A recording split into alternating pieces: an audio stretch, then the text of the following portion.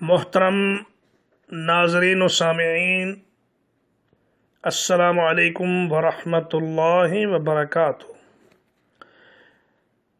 یہ قرآن مجید کے اردو ترجمہ و تفسیر کے دروس کا سلسلہ ہے جو انشاءاللہ آپ کی خدمت میں پیش کیا جاتا رہے گا۔ یہ قرآن مجید کے آخری 10 پاروں کی تفسیر ہوگی اور اس کا نام ہم نے رکھا ہے عمدۃ التفسیر فی الثلث الاخیر من القرآن الکریم۔ سماعت فرمائیے۔ الحمدللہ رب العالمین والصلاة والسلام علی سید الرسل وخاتم النبیین محمد وعلی آلہ وصحبہ اجمعین۔ اما بعد فقال اللہ تبارک وتعالی فی کلامہ المجید اعوذ باللہ من الشیطان الرجیم وَيَوْمَ تَقُومُ السَّاعَةُ يَوْمَئِذٍ يَتَفَرَّقُونَ، اور جس دن قیامت قائم ہوگی اچھے اور برے الگ الگ ہو جائیں گے۔ فَأَمَّا الَّذِينَ آمَنُوا وَعَمِلُوا الصَّالِحَاتِ، وہ لوگ جو ایمان لائے اور جنہوں نے نیک اعمال کیے، فَهُمْ فِي رَوْضَةٍ يُحْبَرُونَ، وہ باغوں میں مزے کر رہے ہوں گے۔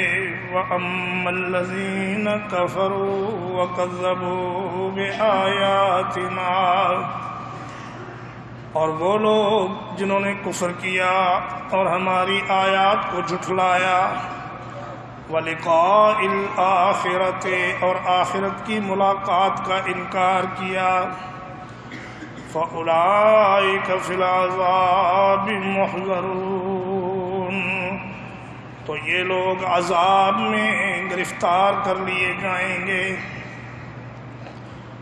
برادران محترم، عزیزان گرامی قدر، یہ سورۃ الروم کی آیت نمبر 14، 15 اور 16 ہے جو آپ حضرات کے سامنے تلاوت کی گئی ہے۔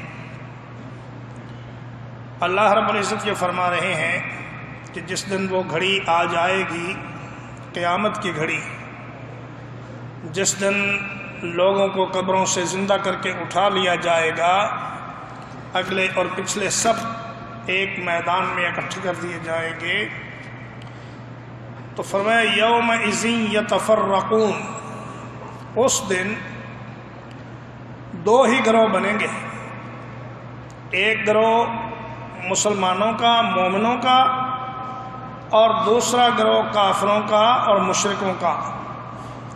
ہر زمانے کے مومنین، متقین، مخلصین کو اللہ تعالیٰ ایک طرف کر لے گا، اور ہر زمانے کے فاسق، فاجر، کافر، مشرک اور اللہ کے نافرمانوں کو ایک طرف کر دیا جائے گا۔ اللہ فرمائے گا وَامْتَازُوا الْيَوْمَ أَيُّهَا الْمُجْرِمُونَ، اے مجرموں تم ایک طرف ہو جاؤ، اور اے نیک لوگوں، میرے رسولوں کی بات ماننے والوں، تم ایک طرف ہو جاؤ۔ دنیا میں جتنے بھی تعلقات ہیں، جتنے بھی گروہ ہیں، جتنے بھی جتھے ہیں، جتنے بھی سلسلے ہیں، یہ سارے کے سارے وہاں پہ شمار نہیں ہوں گے۔ وہاں 2 ہی گروہ ہوں گے، ایک گروہ مومنین کا اور ایک گروہ کفار و فساق و فجار کا۔ فرمایا هو الذی خلقکم فمنکم کافر ومنکم مؤمن، اللہ نے تم کو پیدا کیا۔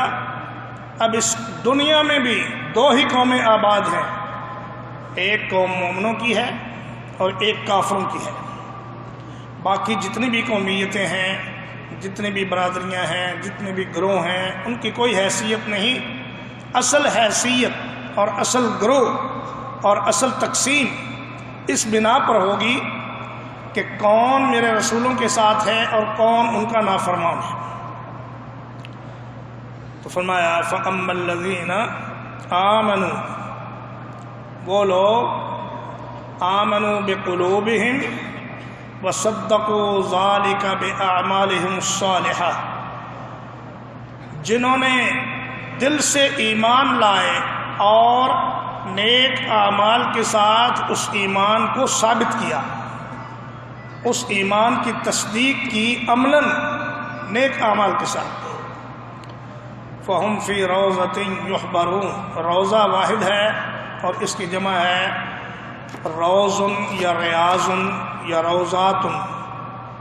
روضہ عرب لوگ اس زمین کو کہتے تھے کہ درمیان میں چشمہ ہو اور اس کے ارد گرد پھل پھول اور سبزیاں اور ہریالی اس پانی سے جب پیدا ہو جاتی تو اس کو وہ کہتے تھے کہ یہ ہے روضہ۔ تو اللہ تبارک و تعالیٰ نے اس کی مثال دے کر فرمایا کہ جنت میں بھی ایسے ہی باغات ہوں گے، لیکن دنیا کے باغات سے ان کا کوئی موازنہ نہیں، وہ تو ایسے اللہ کے پیدا کردہ انعامات ہیں کہ کوئی انسان ان کی تعریف نہیں کر سکتا۔ فرمایا یحبرون، یحبرون حبور سے ہے، حبور کا معنی ہے سرور، لذت، لطف، خوشی، مزہ۔ فرمایا جنت میں جانے والے بہت مزے میں ہوں گے، بڑے لطف و سرور میں ہوں گے، ہر طرح کی خوشی ان کو میسر ہوگی۔ نبی کریم صلی اللہ علیہ وسلم نے فرمایا کہ اللہ تعالیٰ فرماتا ہے اعددت لعبادی الصالحین، میں نے اپنے نیک بندوں کے لیے وہ کچھ تیار کیا ہے ما لا عین رأت، جو کسی آنکھ نے کبھی دیکھا ہی نہیں، ولا اذن سمعت، کسی کان نے کبھی ان کی تعریف نہیں سنی، ولا خطر فی قلب بشر، اور انسان کے دل میں ان کا تصور آنا بھی محال ہے۔ اللہ نے ایسی ایسی نعمتیں وہاں پیدا کر دی ہیں کہ دنیا کی نعمتوں سے تو ان کو محض ایک مثال کے طور پر سمجھایا گیا ہے کہ دنیا میں اگر انگور ہیں تو وہاں بھی انگور ہوں گے، دنیا میں کھجوریں ہیں تو وہاں بھی کھجوریں ہوں گی، لیکن وہ جو کھجوریں ہیں اور وہ جو انگور ہیں ان کی شان نرالی ہوگی۔ فرمایا فی صدر مخضود وطلح منضود وظل ممدود وماء مسکوب، فرمایا جنت میں تہ بتہ بیریاں ہوں گی اور انگوروں کے گچھے اور اس کی بیلیں لگاتار، اور اس میں پانی، بہتا ہوا پانی بھی کیسا کہ جو شہد سے زیادہ میٹھا، دودھ سے زیادہ سفید اور برف سے زیادہ ٹھنڈا۔ اللہ تبارک و تعالی ایسا وہ بنائے گا مشروب جنت کا کہ اس کی لذت کو بیان کرنا کسی انسان کے بس کی بات ہے۔ فرمایا وَأَمَّا الَّذِينَ كَفَرُوا، وہ لوگ جنہوں نے انکار کر دیا، اللہ کی بات ماننے سے انکار کر دیا، رسول اللہ صلی اللہ علیہ وسلم کے احکام ماننے سے انکار کر دیا۔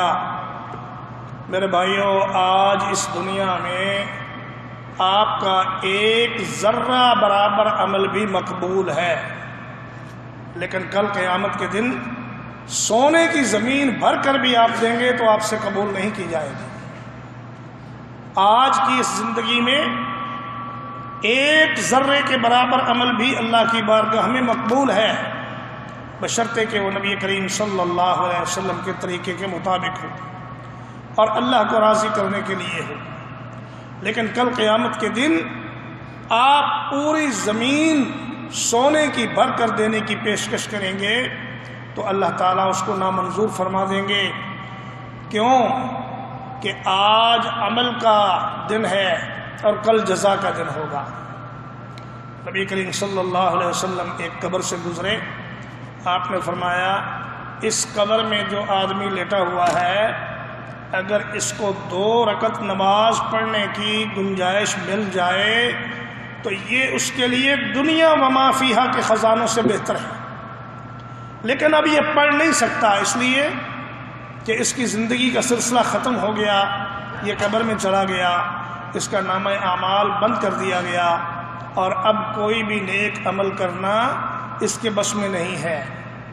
اگر اس کو اختیار ملے، اگر اس کو اجازت ملے، اگر اس کو موقع ملے تو 2 رکعت نماز اس کے لیے دنیا و ما فیہا کے خزانوں سے بہتر ہے۔ تو بھائی ہمیں تو ہر روز موقع ملتا ہے تہجد پڑھنے کا، اشراق پڑھنے کا، لیکن دیکھتے ہیں اشراق میں بس 4-5 آدمی ہوتے ہیں، باقی جو سینکڑوں کے حساب سے لوگ آتے ہیں نماز میں وہ سارے کے سارے نکل جاتے ہیں۔ اسی طرح تہجد کے لیے اللہ جس کو توفیق دے وہی اٹھتا ہوگا، عموماً لوگ سوئے رہتے ہیں، اذان کے ساتھ جاگتے ہیں۔ تو بھائی ابھی وقت ہے کچھ کرنے کا، کچھ کر لیں گے تو انشاءاللہ کل کام آئے گا۔ وَكَذَّبُوا بِآيَاتِنَا، اللہ کی آیات کو جھٹلانا۔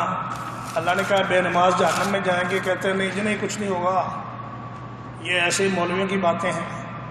اللہ نے فرمایا زکوٰۃ نہ دینے والے ان کا مال ایک گنجے سانپ کی شکل میں آئے گا جو قیامت کے دن ان کو ڈستا رہے گا۔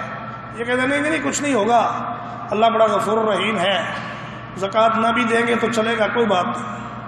تو یہ اللہ کی آیات کی تکذیب ہے، اللہ کے احکام کا مذاق اڑانا اور یہ کہنا کہ کچھ نہیں ہوگا۔ جو اللہ نے بتلا دیا قرآن میں وہ ہو کے رہے گا۔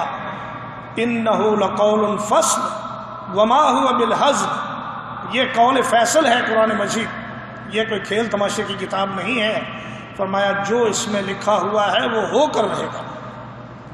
وَلِقَاءِ الْآخِرَةِ، قیامت کے دن اٹھنے کا انکار کرتے ہیں لوگ، کہتے ہیں اے جہان مٹھا اگلا کن ہے ڈٹھا، بابر با عیش کوش کے عالم دوبارہ نیست۔ او بابر میاں اس دنیا میں عیش کر لو، دوبارہ یہ زندگی نہیں ملے گی۔ او بھائی یہ زندگی تمہیں عیش کرنے کے لیے نہیں دی گئی، یہ زندگی تمہیں اللہ کی اطاعت کے لیے دی گئی ہے، اللہ کے رسول صلی اللہ علیہ وسلم کی اطاعت کے لیے دی گئی ہے، وہ اگر ہو سکے تو کر لو۔ فَأُولَٰئِكَ فِي الْعَذَابِ مُحْضَرُونَ، فرمایا ایسے لوگوں کو عذاب میں حاضر کیا جائے گا۔ جیسے ایک مجرم کو پکڑ کر سپاہی بادشاہ کے دربار میں حاضر کرتے ہیں، ایسے ہی ایک گناہگار کو اللہ کے فرشتے گھسیٹ کر، منہ کے بل گھسیٹ کر اللہ کی بارگاہ میں حاضر کریں گے اور اس کو ذلیل و رسوا کر کے اللہ کے سامنے پیش کیا جائے گا۔ اور اللہ تبارک و تعالی ایسے فاسق و فاجر اور مجرم سے بات کرنا بھی پسند نہیں کرے گا۔ جو لوگ اعلیٰ علیین میں چلے جائیں گے اور جو لوگ اسفل السافلین میں چلے جائیں گے، ان کے درمیان ایسی جدائی پڑے گی کہ پھر دوبارہ ملنے کا کوئی امکان نہیں ہوگا۔ جو اس دن کامیاب ہو گئے ان کو ایسی کامیابی مل جائے گی کہ جس کے بعد ناکامی کا کوئی امکان نہیں، اور جو اس دن کا ناکام ہو گئے ان کو ایسی ناکامی ہوگی کہ اس کے بعد پھر کامیابی کا کوئی چانس نہیں۔ تو بھائیو ابھی وقت ہے، کچھ نہ کچھ کر لیں۔ اللہ تبارک و تعالی آپ سب کو اور مجھے بھی توفیق عطا فرمائے۔ اقول قولی ھذا واستغفر اللہ لی ولکم ولسائر المسلمین۔